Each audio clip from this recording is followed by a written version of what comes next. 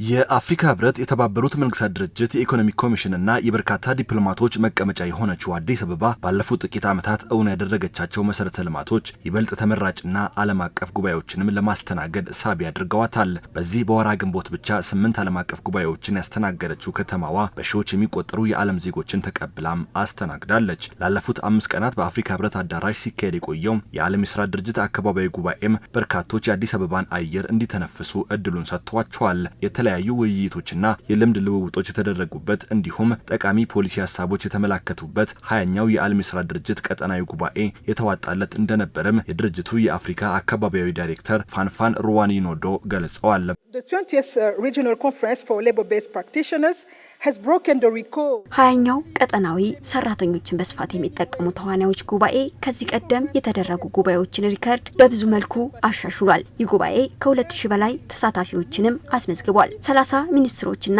50 ሀገራትም ተሳትፈውበታል። ይህ ውብና ስኬት የተመዘገበው በጠንካራ ስራ ቁርጠኝነትና መሰጠት ነው። ይህ ሁሉ ያለ ኢትዮጵያ መንግስት ጠንካራ አመራርነት ስኬታማ አይሆንም ነበር። Strong leadership by the Ethiopian government.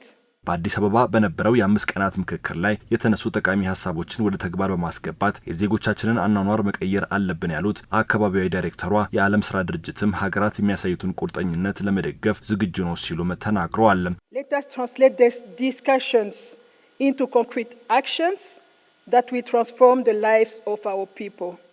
እዚህ የተደረጉ ጠቃሚ ውይይቶችን የህዝባችንን አኗኗር እንዲያሻሽሉ ወደ ጠንካራ ተግባር ልንቀይራቸው ይገባል። እዚህ የተወሰዱ ቁርጠኝነቶች ገና ጅማሮ ናቸው። ወደ ተግባር እንዲቀየሩ የሁላችንም ኃላፊነት ነው። ቁጥጥር በማድረግ የምንፈልገውን ለውጥ ማምጣትም ይኖርብናል። የዓለም የሥራ ድርጅትም በዚህ ጉዟችሁ ውስጥ ከጎናችሁ ነው። በጋራ በመሆንም በአፍሪካ ሁሉም ሰው የተረጋጋ የሥራ ሁኔታ እንዲኖረው የሚያግዝ እድልንም እንፈጥራለን። Together we can build an Africa where every person has the opportunity for decent work. በአዲስ አበባ ሲካሄድ የቆየው 20ኛው የዓለም የሥራ ድርጅት አካባቢያዊ ጉባኤ ስኬታማ ምክክሮች የተደረጉበት መድረክ መሆኑን የገለጹት የኢፌዴሪ ከተማና መሰረተ ልማት ሚኒስትሯ ወይዘሮ ጫልቱ ሳኒ ጉባኤው የመተባበርን ኃይል የተመለከትንበት ነው፣ አካታች የሆኑ ሰው ተኮር ስራዎች የተንጸባረቁበትና የዓለም የሥራ ድርጅት ምቹ የሆነ የሥራ ሁኔታ ለመፍጠር ቁርጠኝነቱን ያሳየበትም ነው ብለዋል። Over the past few days we have shared invaluable insights. ባለፉት ጥቂት ቀናት ጠቃሚ ሀሳቦችን በማመላከት ሀሳብ በሚንሸራሸርበት ንግግር ላይ በመሳተፍ የማይበገር ማህበረሰብ ለመፍጠርና ሰራተኛን ያማከለ ኢንቨስትመንት ፕሮግራሞች ላይ ያለንን የጋራ ራዕይ አሳይተናል። ይህ ጉባኤ የጋራ ራዕያችን የሆነው የመተባበር ኃይል ፈጠራ፣ አካታችነትና ሰው ተኮር ልማት የታየበት ነው። ይህ ጠቃሚ መድረክ እንዲመቻች ብቻ ሳይሆን ማህበረሰብን የሚያበረታታ የተረጋጋ የሥራ ሁኔታ እንዲፈጠር በርካታ ስኬታማ ስራዎች ለሚሰራው የዓለም የሥራ ድርጅት ምስጋናዬን አቀርባለሁ። Consistently championing labor-based approach that empower communities and promote decent work.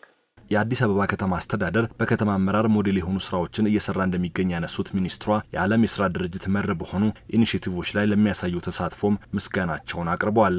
ከተማዋ የዓለም የሥራ ድርጅት መር በሆኑ ኢኒሼቲቮች ላይ ለምታሳዩ ተሳትፎም ምስጋናቸውን አቅርበዋል። Especially grateful to the Addis Ababa City Administration. በተለየ ሁኔታ የአዲስ አበባ ከተማ አስተዳደር ለሚያደርገው ድጋፍና የዓለም የሥራ ድርጅት መር በሆኑ ኢኒሼቲቮች ላይ ለሚያሳየው ተሳትፎ ምስጋናዬን ማቅረብ እፈልጋለሁ።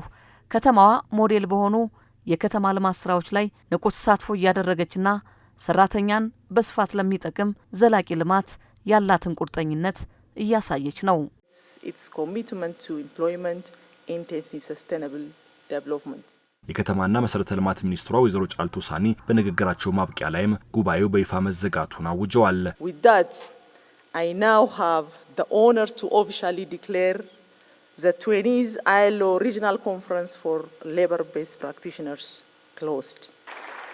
ከሁለት ዓመታት በኋላ በ2027 የሚደረገውን 21ኛውን የዓለም የሥራ ድርጅት አካባቢያዊ ጉባኤ ለማዘጋጀት የተደረገውን ውድድርም ዛምቢያ በማሸነፍ አዘጋጅነቱን ተረክባለች። The host of the 21st ILO Regional Conference is Zambia. Congratulations to Zambia. ዛምቢያ ከኬንያ፣ ቱኒዚያ፣ ላይቤሪያና ማዳጋስካር ጋር በመወዳደር ነው ቀጣዩን የአስተናጋጅነት እድል ያሸነፈችው። በዚህ ውድድር ላይ የሚሆን በአጠቃላይ በጉባኤው የተሳተፉ የተለያዩ ሀገራት ተወካዮች የአዲስ አበባ ቆይታቸው ያማረ እንደነበረም ገልጸዋል።